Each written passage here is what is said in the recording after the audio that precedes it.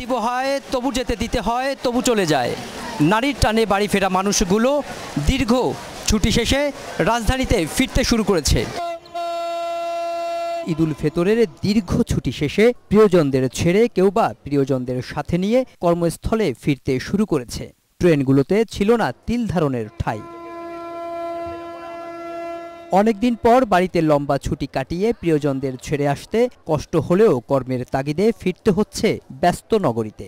ফিরতেছি, ভালোই লাগতেছে, কিন্তু বাড়ি থেকে আসার পথে বোঝেন তো মনটা খারাপ হয়ে যায়, যে নারীর টানে বাড়িতে যাওয়া, সে আসার সময় আবার মনটা খারাপ হয়ে যায়। শীতের ছুটিতে গেছি তো আজকে আসাটা খুবই কষ্টকর হয়েছে।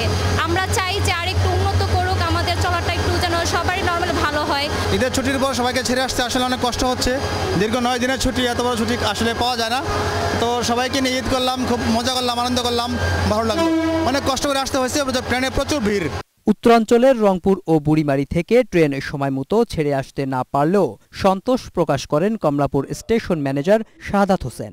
সকল ট্রেনগুলো আসা এবং যাওয়া সুন্দরভাবে সম্পন্ন হয়েছে এবং যাত্রী সাধারণ স্বাচ্ছন্দ্যে ভ্রমণ করতে পেরেছেন। এখন গতকালকে এবং আজকে এই 2 দিন আমরা বুড়িমারি এবং রংপুর এই 2টা ট্রেনে লেট পাচ্ছি। এছাড়া আমাদের আর কোনো শিডিউল বিপর্যয় নাই। আসার চাপ তো আছেই, যাওয়ার প্রেশারও আছে, অনেক যাত্রী যাচ্ছে।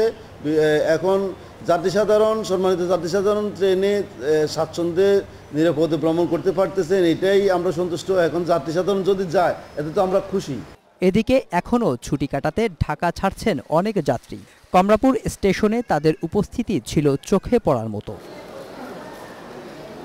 Mehrab Suman, Asian television, Dhaka.